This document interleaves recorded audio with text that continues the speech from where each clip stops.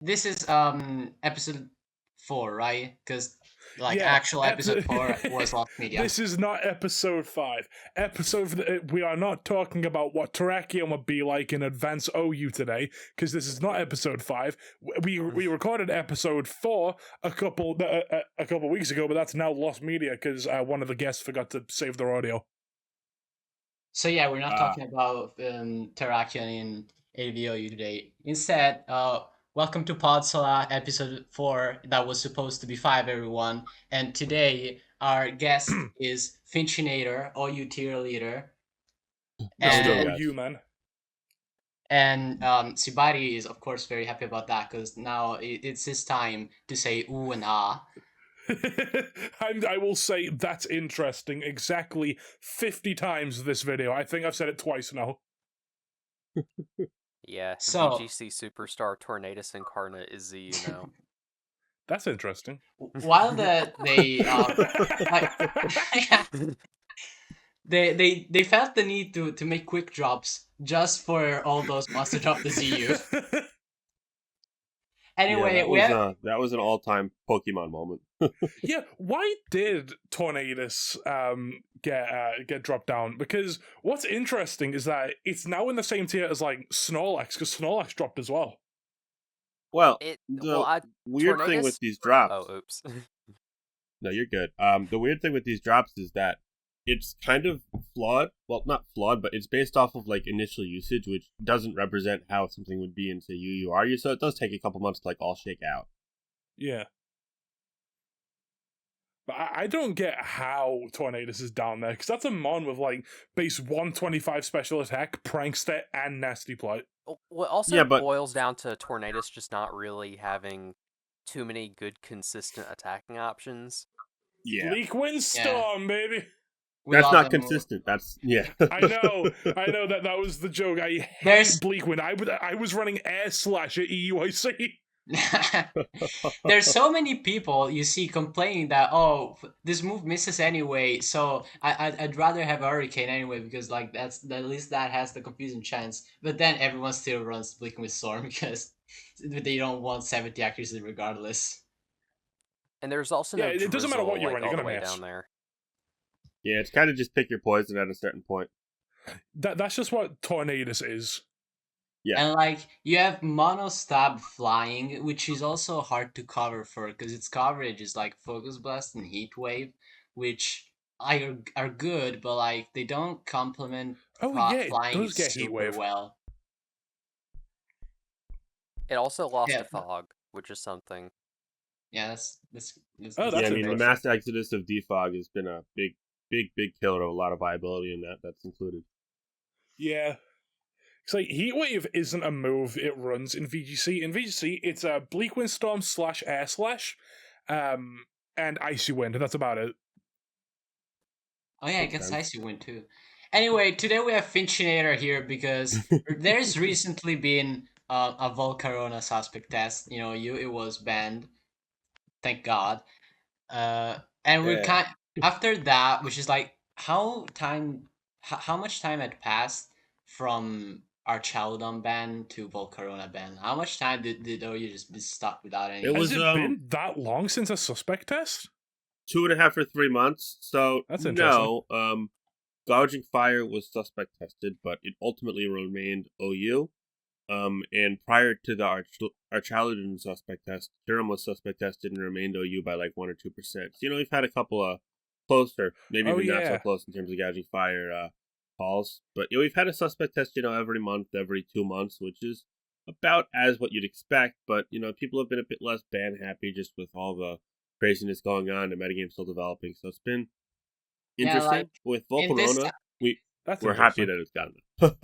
Yeah, and like in all this time, like there have been like some developments in the tier, but it ultimately still remained this kind of hyper offensive saturated tier. And like I'm not saying more defensive playstyles are unviable or anything, but like the general direction of the metagame had remained the same for a while at this point. Correct? I kind of disagree. I have a quick comparison for singles and doubles, right? Sure. So, as some of you may know, we're currently in the restricted format of Scarlet and Violet, right? Yeah. In singles Ubers, isn't Zacian one of the very best Pokemon? Yeah, Whereas It has Zamazenta's kind like of fallen absolutely off a awful. little bit with the a little introduction bit, but of like it's still Duskmane, really good. but yeah, it's Whereas still really good. Zamazenta has fallen off. Well, not fallen off, whereas Zamazenta's like really bad in Ubers, right?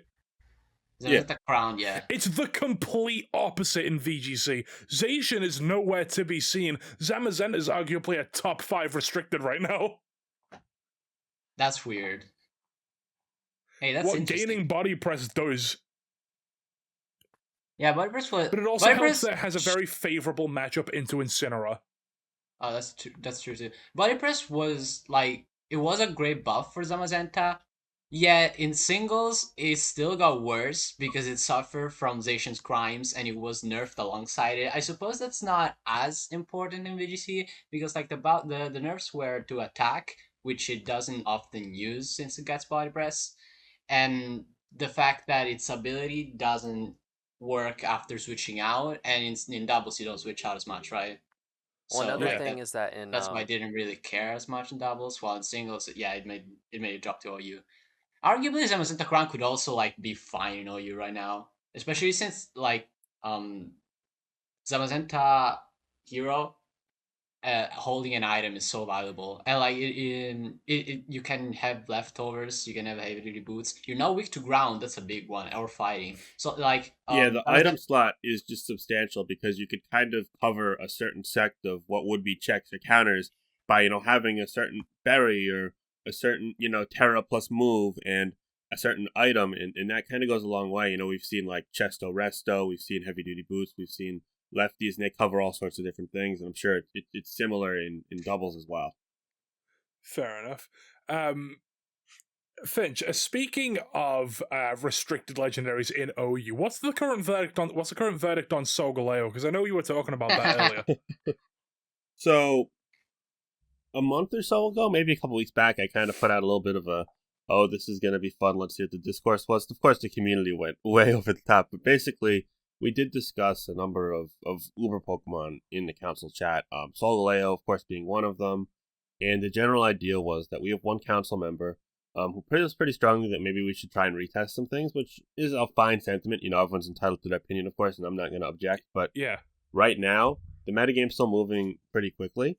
We saw a ton of developments earlier this year between SPL, the Small Gun Premier League, and also just the latter kind of going crazy, with it only being a couple months after the release of DLC 2, that we felt it was better to push back. So what we're going to probably do is have some sort of kind of policy thread in the middle, maybe later part of the summer. In particular, we're looking at July or August for that, where the community is going to get a chance to kind of discuss things and pros and cons of how we'd approach it. My personal guess is that, nothing or maybe only one thing gets looked at. Of course, that would be, Solgaleo would be one of those options. I mean, some people have mentioned Palafin. Some people are crazy and hate themselves and mentioned Landorus Incarnate, which I will never agree to. But needless to say, it's good to have an open mind and, have a variety of ways to improve our metagame. So at the end of the day, I'd rather, go through our due process than say, oh, no, this isn't going to happen. So we're kind of reaching a point in our tiering arc where open-mindedness and discussion are kind of the most important things, and they're going to happen. So it'll be interesting to see. That's fair enough. I know Lugia is like completely off the table. It would be in that same group of Pokemon, kind of like Landorus Incarnate for different reasons, but kind of the same power level, if you will. It might not be the most broken Pokemon in terms of, oh my god, it's going to do 1 million damage, but I personally wouldn't want to see it drop to OU. I think it would be very disruptive, and I think people would notice that very quickly. So, we'll see. But again, open-mindedness in terms of discussion, and then once people kind of get to a consensus, it's easy to eliminate X, Y, and Z and only focus on A, B, and C or whatever it may be. Speaking of Yeah, Solgaleo, I don't know about right now, but like only a few weeks ago, Reshiram was actually like horrible in Uber's UU, despite both Solgaleo and Magirna being like top mons, and it's so funny.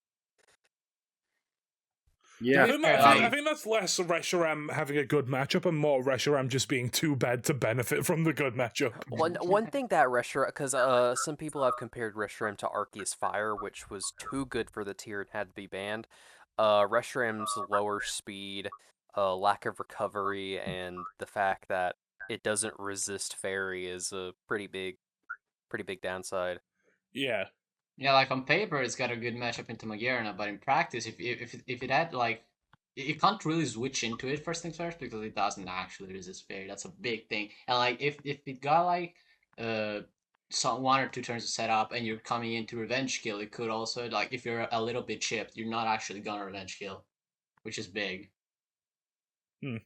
Reshiram can't catch yeah. a I break. mean, I also feel like Uber's UU, while it's a nice concept, it isn't fully indicative of what would happen in, say, an OU environment. Like, Reshiram would rise to the top of the crop in the blink of an eye, and that'd go without saying.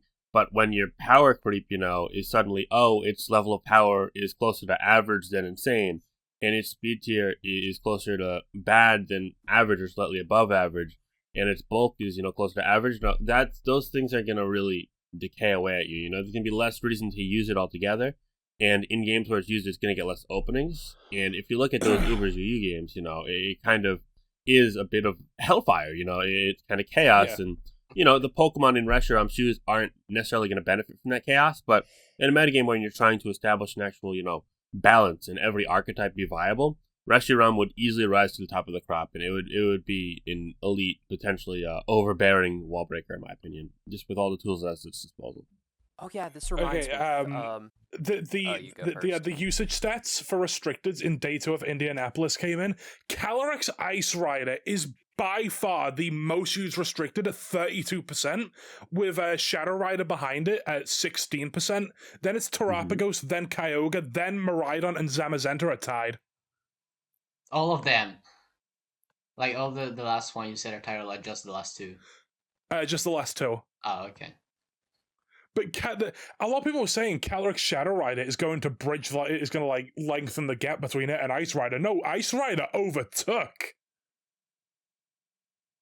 Thing is, Ice Rider can. I think that's less of a which one of the two is better, and more like which one of the two can beat the other, because if Ice Rider gets Trick Room up, it's a really really good counter to Ice Rider Calyrex teams. Shadow Rider, They've which started. is The main goal of Ice Rider teams is that Ice Rider only has a few counters, being like Fake Out and Intimidate.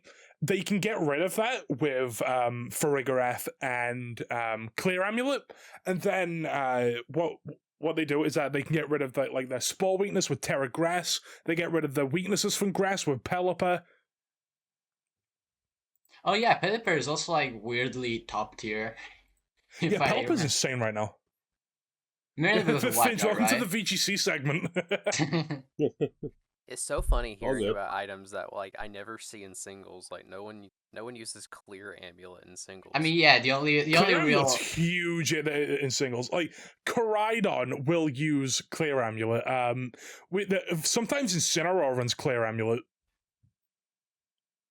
Yeah, the thing is, Incineroar hits the the field. main reason for Incineroar running Clear Amulet is that when you're holding Clear Amulet, you can no longer be hit by Parting Shot.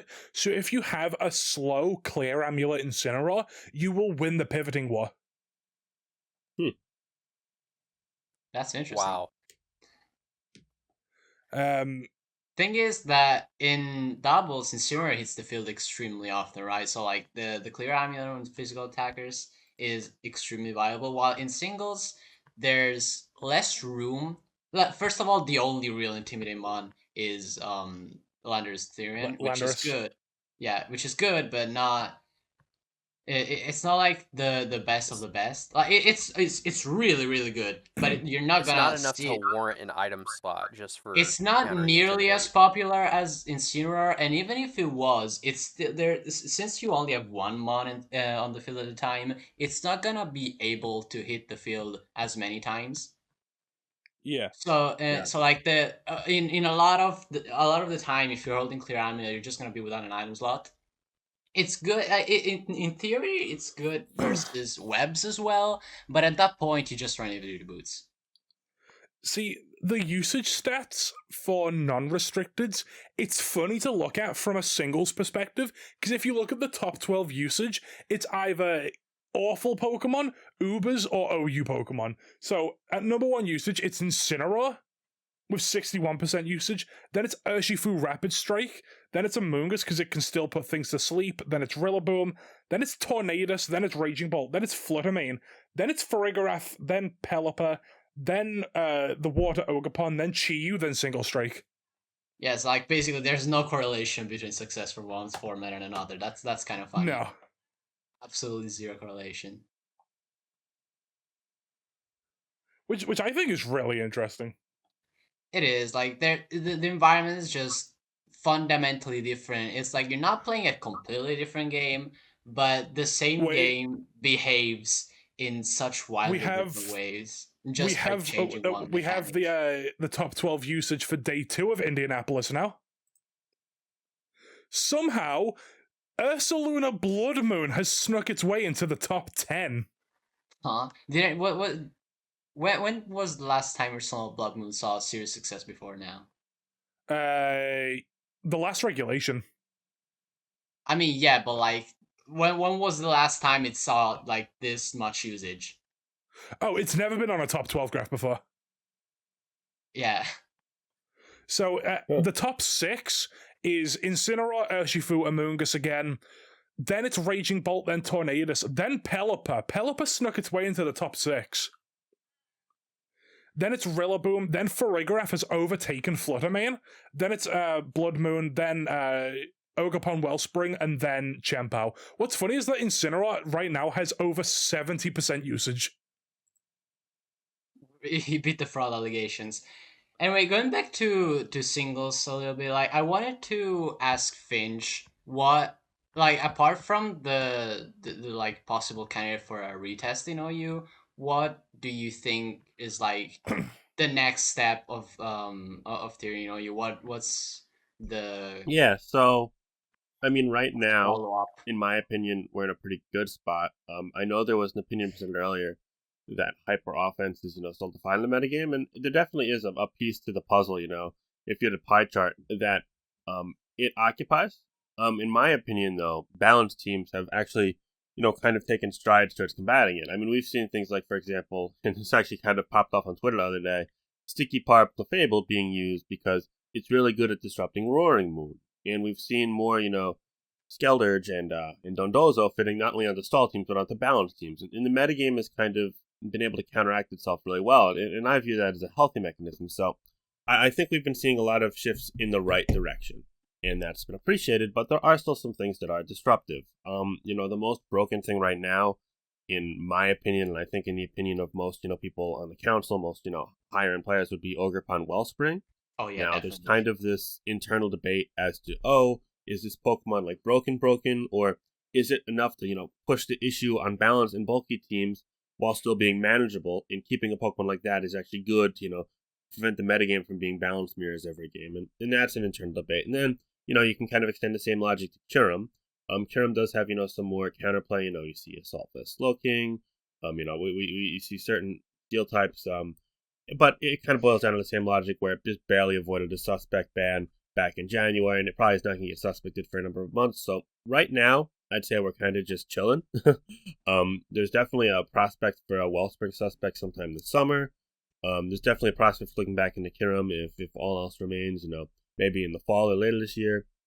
And then some other Pokemon, remain top of mind. I mean, a lot of people have discussed bulkier Pokemon. A lot of people have discussed, more offensive stalwarts, the Zamazentas, the Dragapults of the tier.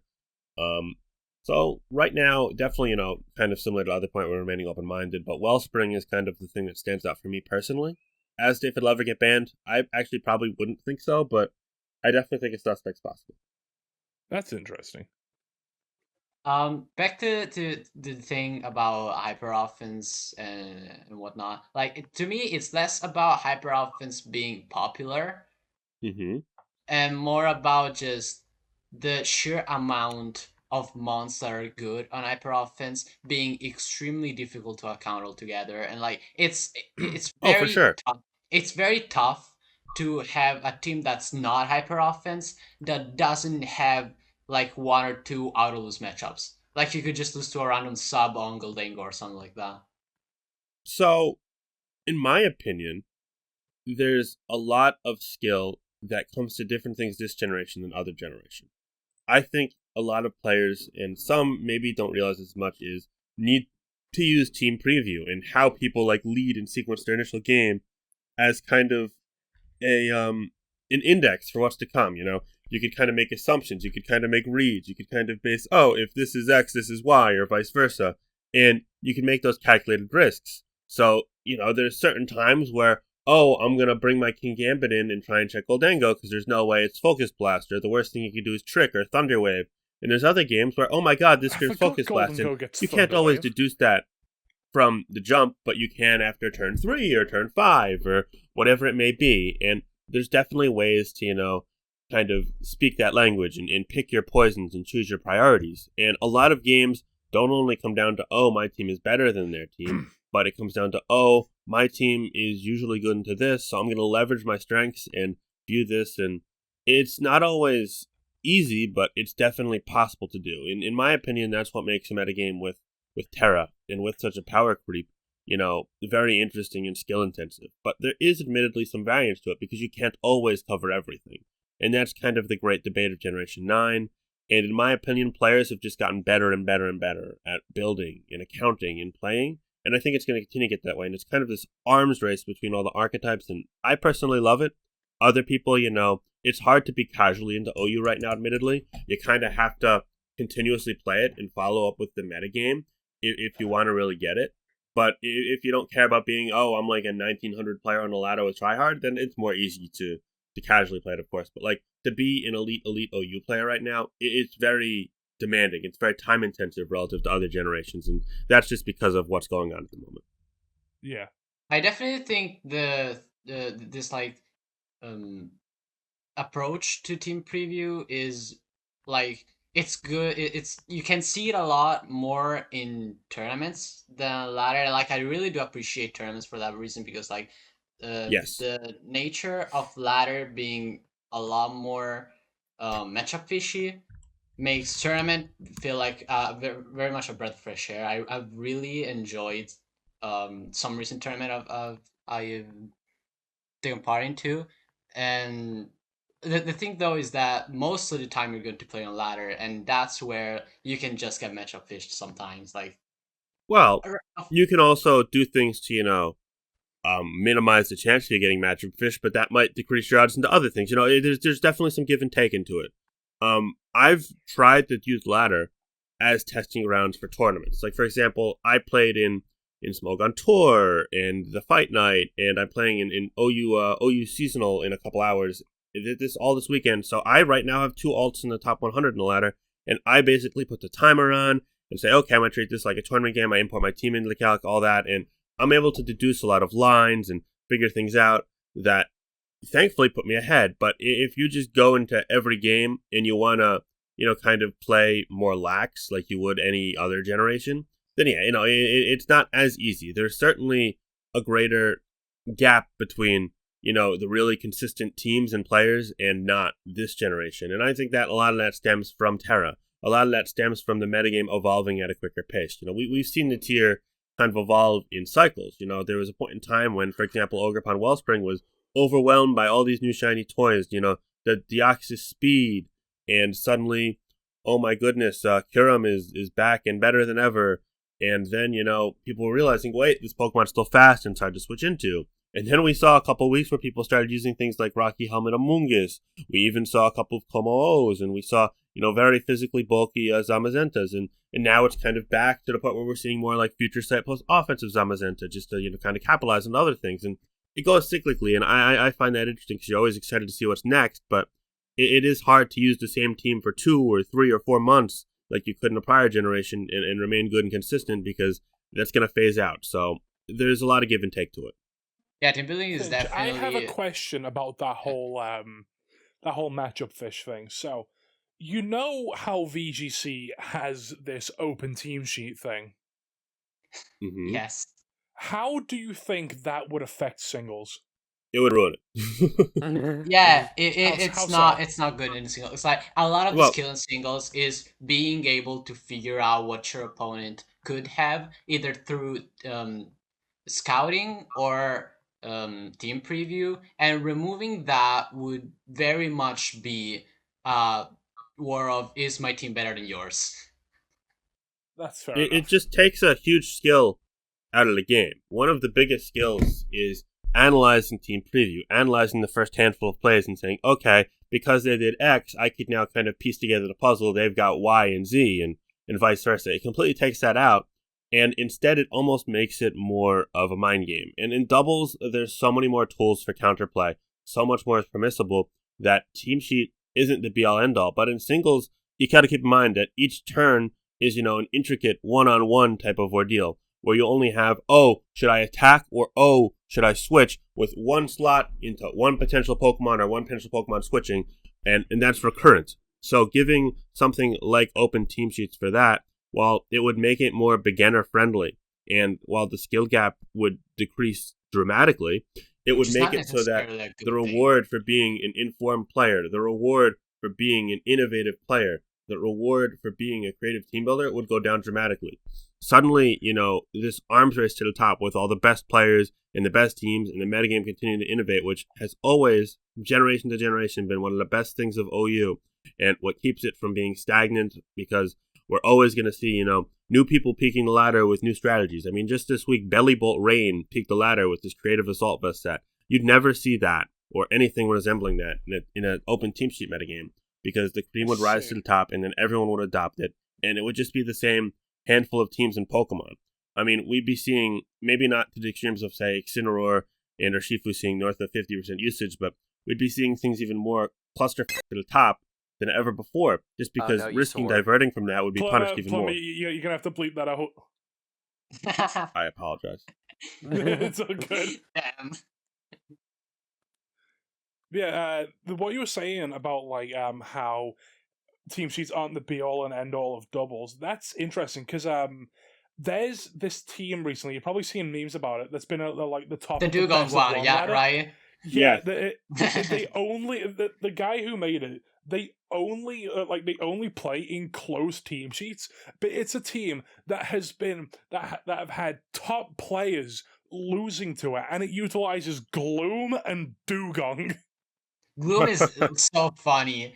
See what I mean? It's This is why you should stench have plus banned bullet Dugong, seed Finch. and loaded dice. Could've, would've.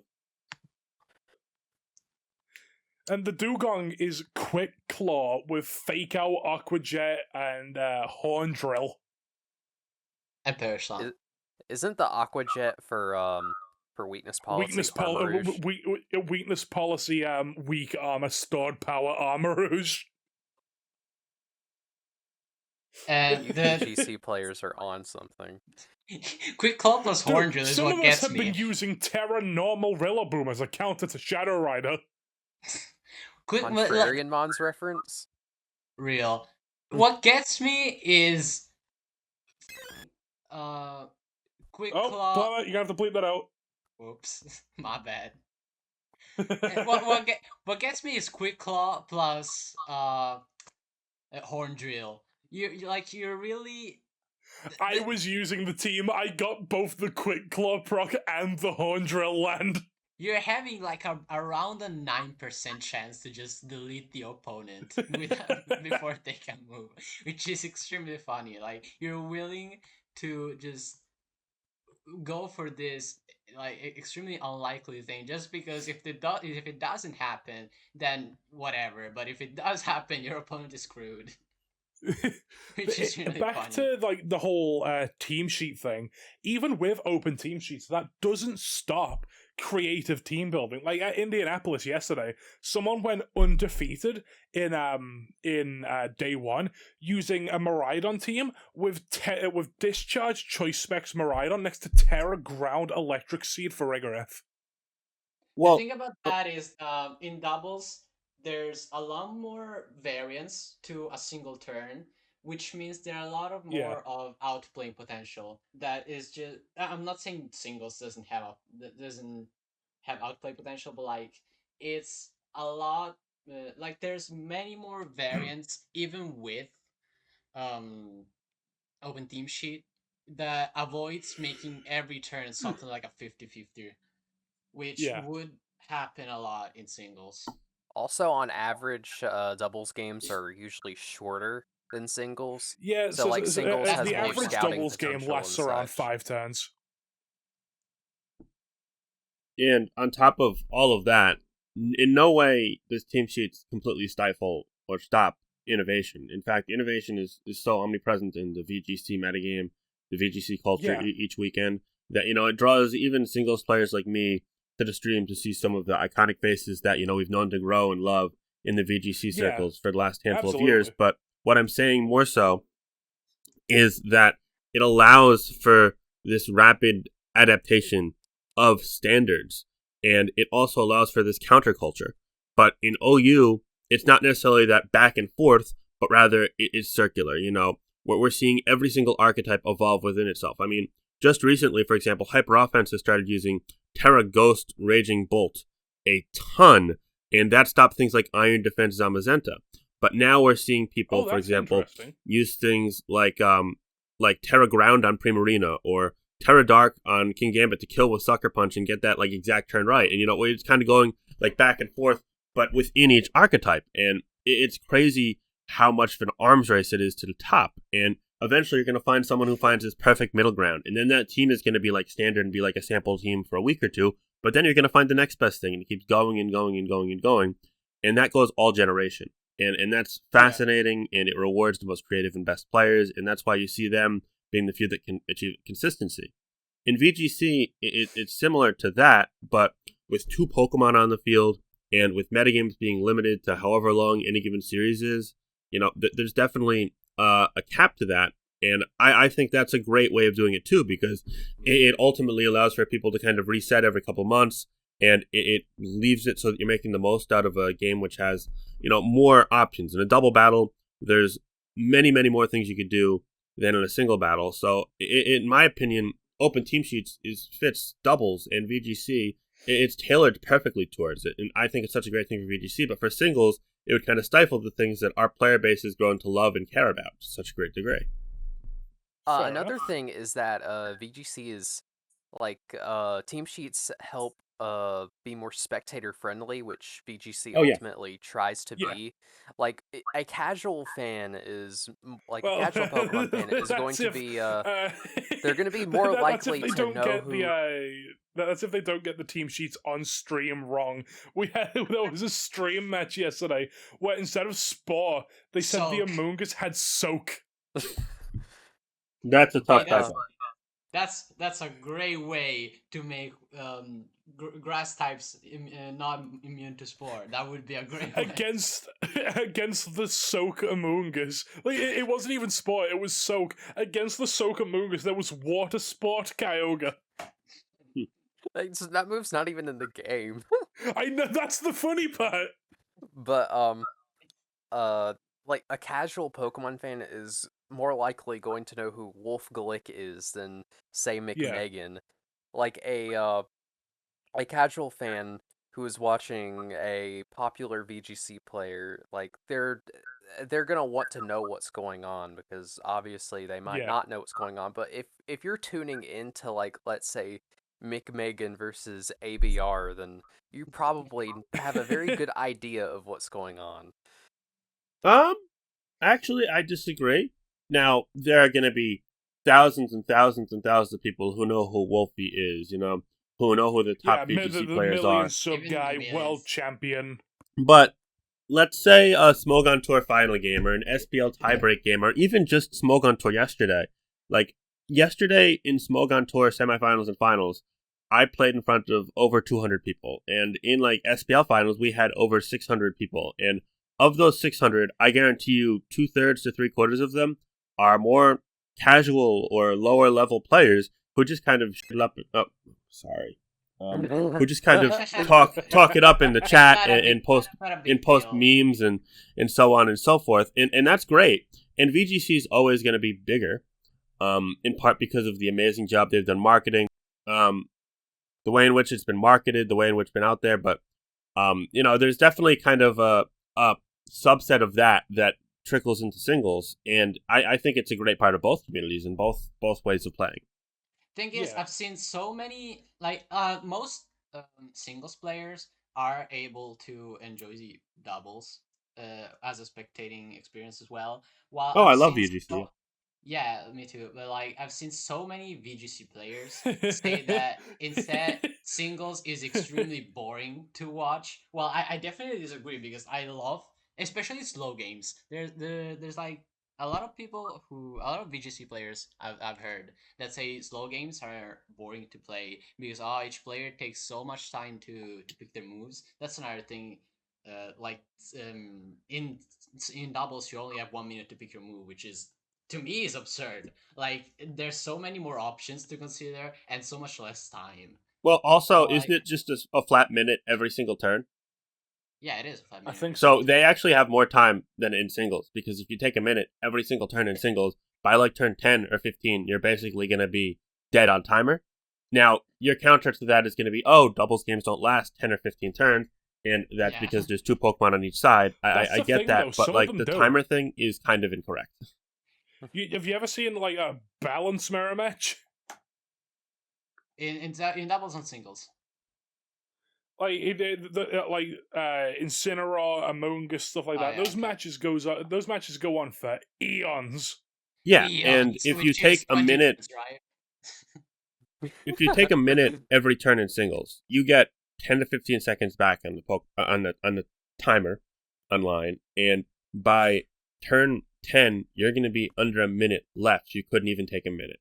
Yeah, So I think is in there's still going to be like a lot of turns you're gonna pick a move in like 20 seconds or even less. oh, for sure, but But there's still going to be a lot more turns where you're really waiting your options, and those are gonna take more times. And I've seen a lot of VGC players complain about that, saying like, "Oh, the long games and singles are boring to watch because they're taking so much they're the time best games to watch in my opinion. and yeah, like they're taking so much time and Clearly, you've never seen Moxie Boosted play in a tournament with Wochen. like they take time and every turn does not hold the same way that it usually does. And like I can see what they mean, but like personally, I Well, it's love just a watching. different mode of playing. It's just a different opinion, different Yeah, philosophy. Yeah. personally, I love watching slow games because like you get to weigh the same options that the players are doing, and like you get to kind of uh, Yeah. it's to my in my opinions it's more involving, like it feels that as if I'm playing even though it's not like that. But I've Yeah. seen a lot of VGC players say it's boring, which I guess ties to the thing that like VGC is more spectator friendly. Like even if you don't know what's going on, there's still like the pace is going to still be entertaining. While in singles, if you don't know what's going on, like you can still appreciate it, but it's harder, especially in more methodical games. Slow games are more butt clenching. Yeah, which I love personally. Yeah, you're waiting for just someone to make one tiny mistake. Or to That's what reveal a that's certain tech sometimes at that's the what it's right like watching time, or VGC though. Like in some matches, you're waiting for like one of the players to just make that one game winning play. Yeah, but like another thing is that in VGC there often isn't a safe mid ground play that's like objectively the best play. There's a lot of ways a turn could go that it's less about who can see the better option than who can get what their opponent is going to do right, which is not something that singles lacks entirely, but it's definitely way more present in doubles, which makes every turn uh, more well, not necessarily hold more value, but like makes every turn feel more fast paced. While in singles, there's a lot of the time there you're gonna be weighing your options, not thinking what is my opponent going to try to read, but what is my option that covers the best the most and best options of my opponent. So there's a lot of times going to be an objectively correct play, which makes the turn seem like it doesn't hold as much value. Yeah. We're talking that's fair about enough. VGC a lot. Yeah, this is the episode with 3 singles plays as well. Yeah, I I mean, mean, VGC is just easy to talk about. Yeah, exactly. Yeah. Like it's more beginner friendly, so it's easy to still have a conversation about it with someone who doesn't exactly play it. Oh yeah, one question. I don't know if Finch is the correct person to ask about this, but because of the recent ZU drops, I've seen many people asking, should there be a tier with a permanent ladder? Well, not permanent because obviously it would go away at the end of the generation, but a ladder and tier below ZU, to house a lot of the new mons. Because one thing that Spidops pointed out to me is how many people are actually playing ZU, and I looked back at the player statistics for the lower tiers in April, and ZU has a very small player base on ladder. Interesting. Well, to me, it's just a matter of how many Pokemon are in the game. So if Dexit continues to limit it to X amount of Pokemon, then we're probably only going to have an amount of tiers that cater to that. And we had a whole tier system branch out to a full Dex in Generation 7, and then we got a limited Dex in Generation 8 and 9, and my guess is going to be 10 because they're penny pinchers. So, my personal thought would be that we already have a tier system which has gone, fully fledged, and there are only so many Pokemon that aren't usable in any tier right now. And maybe one day another tier below that can get official status. Right now it's unofficial. I believe it's called FU. I don't actually know anything about it. That's been mean. I've never touched it or played it. I've never even touched or played ZU this generation, actually. I've never even heard about FU. Well, let's not take that one out of context. But needless to say, I think it's kind of an equation that goes for need. You have as many tiers as you need to be official. So, for example, back in, the heyday when everything felt like it was in black and white, we only had OU and UU. And then NU actually became before RU in Generation 3 and 4. Lower tiers are pretty and recent. then, for some reason, Generation 5, because it's just historically difficult at literally everything possible, decided let's not go under NU. Let's just throw RU in between UU and NU. And then, eventually in Gen 6 and 7, we saw the rise of PU. In 8, we saw ZU kind of become semi-known. Maybe one day in 10 or 11, we'll see FU. Maybe not. Personally, if the Dex remains limited, my guess would be not. So but Gen 8, we got like a flourished, well, not flourished, but like an established ZU. In this generation, ZU beat Uber's UU. I don't really regard Uber's UU as like a real tier.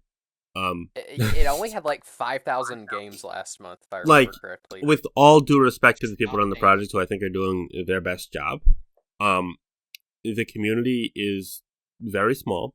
It isn't a true bridge between OU and Ubers, and we've had a lot of toxicity, negativity come out of that space. To the point where, and I really hate taking a stance like this. I kind of wish it didn't exist anymore. Just because it's probably causing more negativity than it's worth from an administrative point of view. It was a cool thought experiment. It served a nice role for a couple months, but the ladder numbers are showing it's dying out. My guess is by the end of the generation, it'll kind of just be an afterthought. And I don't really think it's kind of meant to be artificially inserted there. I do think there is a point where some Pokemon just aren't going to be good in a certain tier, and that's okay. 9 out of 10 Pokemon are still going to, find a rise to the crop in some area.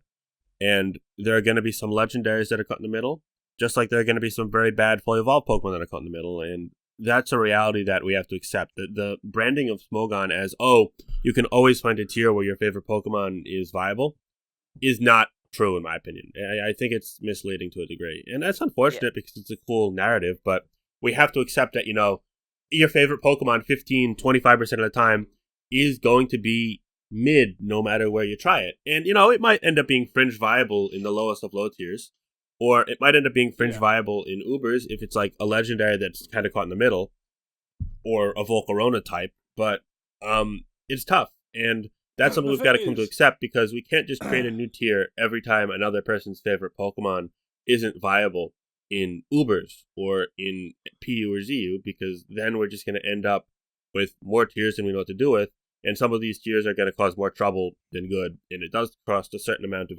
resources, manpower, etc., to create a new metagame. So there's a lot of consideration. Yeah, the way I've always seen it is that, like, kind of thing, though. Like, if every Pokemon was viable, then some of it would be pretty boring. Like, we need those Pokemon that are just there. Like, they're not good; they're just there for world building. Like, Chimecho. Or the I'm not sure whose world is building by Chimecho, but sure. Hey, Chimecho is good in advanced RU, which is starting to find its footing and is seeing a lot more play recently. It is in. What do you mean starting? It's been a thing for like 10 years. No, it's a very recent thing, because RU didn't start until Black and White. RU was retroactively added to previous generations because it was weird to add it in the middle. Yeah, and recently Amity and LPZ, shout out to them, they recently made an advanced RU that uses the bad mons in UU, like Sneasel and Politoed, and the mons in NU, and it's really fun. It's actually it's gonna be an RUGL this year, and the goal is to it's like RUPL, but for like newer players. And the goal is to get it in PL. One thing that's very cool to me about monsters that aren't really good anywhere is that when you do see them in the tier they're supposed to be, but like they aren't actually that good, then it's that much more like hype in a way, because like this player found a way to make this usually not good mon like anywhere to make it actually good and have a role on a team, which is really cool to me. Yeah, the way I've always seen it is that like the purpose of tiers is to like have other metagames so you can get away from OU. Not necessarily as a way so you can use your favorite Pokemon in a place where it's actually good, because like obviously there aren't going to be many places where Love Disc is good unless you're playing like Do Not Use or something.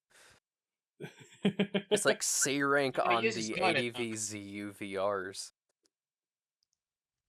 It's variety is the spice of life, Hey, 350 Love Disc goes hard. This reminds me of this like one VGC strategy I saw where someone used Entrainment Swift Swim Love Disc alongside Kyogre. Wait, the cooler one, the cooler version of that. I've never seen that. I have seen someone use Entrainment Araquanid next to. Oh yeah, that one I've seen. That one's devastating. You give it water bubble. It's absurd. But like, why give your Kyogre Swift Swim if you could just click Tailwind? Yeah. Because do you want your opponents to just sigh at seeing another Tornadus or crap their pants at the sight of a Love Disc on Team Preview? I will say, when I see like those really weird teams on Team Preview, I do think, what the hell am I going to lose to this? And you get more crowd points. You get everyone in the crowd cheering for you just because you're losing the niche mon. Like someone went 6-3 yesterday using Shiftry and Avalugg. The one guy that used Eviolite Knuckle stuck with Fissure. Knuckle stay. Knuckle stay. Knuckle stay. Silence. I think we've just about covered everything, haven't we? Or is there more to talk about? We could talk about I'm going to be Finch next week. In what? What? in Suspect Cup. No, I mean you gotta actually be good at Pokemon to do that. Yeah, which is why you're gonna lose. No. So you are going to lose. Good try though. I mean, you were close. You were like a word or two off. The shots of I fire. dread when I fight Finch in the draft league. Oh, I just Yeah, I kind of told myself, what if I win both Suspect Cup and the Draft League and just embrace being the villain of like niche Pokemon Twitter? Look, You you become can, you become Mr. OU man.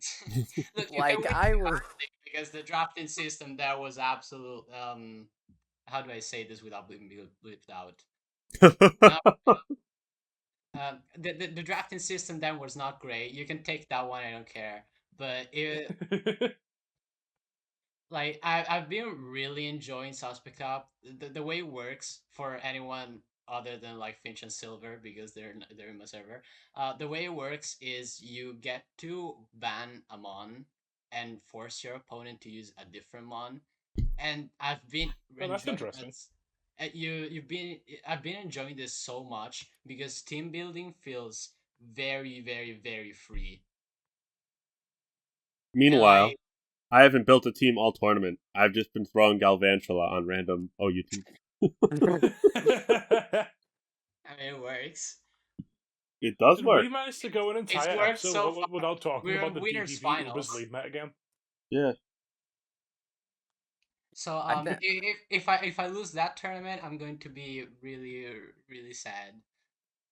I will admit, You wouldn't my wanna make draft N team sad, would is you? terrible. I just really wanted an excuse to use Floet Eternal that I was willing to throw my entire draft out the window to get it. Oh, that's real, bro. That's real. Release it, Game Freak, please. You have I a don't new think they're- Kalos game coming I out. think they're gonna release it in Legends ZA. Please stop saying Zed. It's No, Legends Zaza. What was Light of Ruin again? It's basically a special head smash. It's the only special move with like normal recoil. Like Steel Beam, Chloroblast, Mind Blow, Oh, yeah. those don't do Yeah, those don't do true Oh, yeah, recoil that's what you meant. damage. Like if you were to skill swap Rockhead onto Floet Eternal, I'm pretty sure Rockhead would block out the Light of Ruin recoil damage. Even funnier, hold skill swap. Is this a skill swap? Reckless.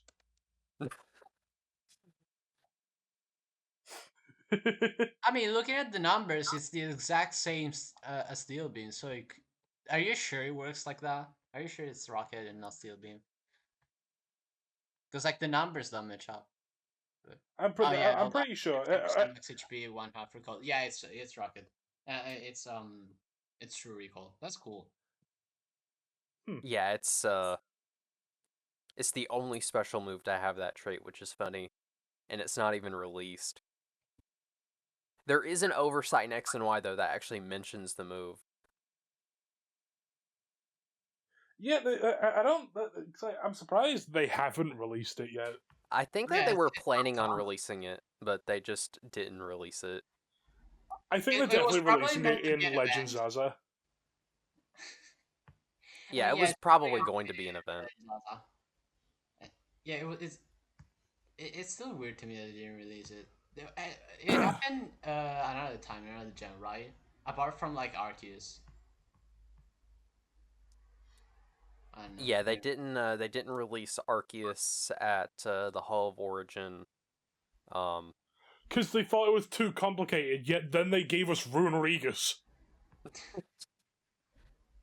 I mean, that's like 8 years apart or something. Is there any hints in game as to how you're supposed to evolve Galarian Yamask? No. Or No. like how figure does it out. someone accidentally do that? What's funny is that it took people longer. I'm pretty sure it took people longer to figure out how to evolve Finizen into Palafin, and all you need to do for that is have friends. Another weird one is like getting Manaphy in Legends Arceus, and there are hints about it, but not in the game itself. You need to I have found that one accidentally. you need to have BDSP as well, because in the library there's a book that tells you how to evolve how to obtain mana fee in Legend Arceus. So you need to have you need to have both games. Talk about money grabbers. Or you could just find it accidentally like I did. Yeah, I found it accidentally. I used Fione on my team, and I used it versus Volo. Wait, hold on. How do you get Fiona in Legends Arceus? When you in the There's like Manaphy 4 cave, of them that are like around the Manaphy. yeah, Oh, there's 3 Fione around the Manaphy. It's such a shame how Legends Arceus didn't have a PvP mode, because It would have I been mean, so cool. it would have been cool. It would have been broken because the battle system used weird ways to calculate speed, and there were exploits that just let you have infinite turns with like Uncharted Weavile. So maybe that wouldn't have been great, but it had so many more um so many more different mechanics that would have been really fun to work with. The switch mechanic wasn't Specifically because Frostbite. Bring back Frostbite. true. Nah, I like Freeze more. I hate Freeze. I'm an RBY player, and I like Freeze. Shut up. Pokenite know that Pokenite, our guest in like episode like 3, he knows why I hate Freeze. The switch mechanic wasn't great because instead of being a turn, you both move, and whoever has the highest speed stat moves first. But instead, it's my turn, then it's your turn, like classic RPGs, which would completely remove prediction out of the game. But Yeah. like there were other stuff like instead of sleep, you had your mom being drowsy, which didn't make you skip turns, but instead it made you take more damage, which is cool. Um, instead of confusion, there was fixation, which made you locked into one move and made you take more damage. Though in exchange for that, you also made more damage to the opponent with the move you're locked into. And if I remember correctly, paralysis was also different, but I don't remember how it was different. Like the different status conditions would have been really cool to see. I wonder if ZA is gonna have PvP, or if they're gonna like improve the system in any way. I think they might bring in PvP because people would want to use the new megas against each other. I mean, they're probably just gonna make them transferable to Scarlet and Violet, right? And then give us the items. I don't think it will be Scarlet and Violet. I think if any game has megas, it's going to be Gen 10. Please, Game Freak. Just I mean, I haven't been able to use Beautifly in a mainline game since Gen 7. Give Carnivine a mega, goddammit! Silence. I love Carnivine. He's a goofy guy. Am I the only one here to not swear yet? Probably. Okay, goddammit can barely be counted as a swear. I don't think YouTube is going to cry about. Yeah, there's like different tiers of swear words. Tiers? Smogon reference? Whoa! In the next episode, we'll be doing a tier list of all the swear words. Speaking of that, Niles was wearing a Smogon University hoodie to Indianapolis. He was on stream, but they made him put tape over the Smogon part. No, hold on. Wait. Why? This means they acknowledge Smogon, let's go! Yo, there goes half the podcast. That's extremely underwhelming.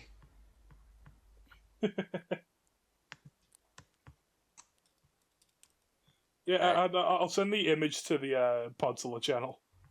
Plumber, Is have Plumber it on gonna put it on screen? have it flash Yeah, on the screen. Plumber, put this on stream. Put this like on the screen right now. The picture with a Smogon University taped off. You can still read it though. Yeah, that's the funny part. So yes. Oh, 2004. Yo! I thought Smogon was 2002. No, 2004. I wasn't even born Yo, then. Jesus Christ. I'm older than Smogon, let's go. It's December of 2004. So Silver, you're older than me? Yeah. Well, I'm younger than Smogon. Smoke is older than me. I'm 2005. Well, Old ass. Oh, get wait. wrecked. Wow. Silver's old. Fun fact: I have facial hair. I refuse to. Your face, like your voice, does not match facial hair. Yeah, no, absolutely not. I'll do a face reveal one day, just not now. Your Face voice does not match facial hair. If this episode of Podsola gets 3,000 likes for silver facial hair, that's never happening. You will get like a really zoomed in picture of me. I think that's a good spot to end this episode. Do you think? Yeah, I don't think anyone has anything to talk about. Yeah, we're running out of things to talk about. So, Finch, thank you for coming on to the podcast. Of course, no problem. No problem. Happy to be here. That was really cool. So, guys, don't forget to like and subscribe and all that crap. Wait, hold on. Before we stop, Plumber, flash on the screen how many times Cbutty said that's interesting, and if it's less than 50, we're gonna fire him. Okay, It's bye. way less than 50. Yeah, I can guarantee it right now. I did not. I said it way less than 50 times. Well, Yeah, instead you your talked about days are actual counted. VGC. Prepare to say goodbye to Podsola. No!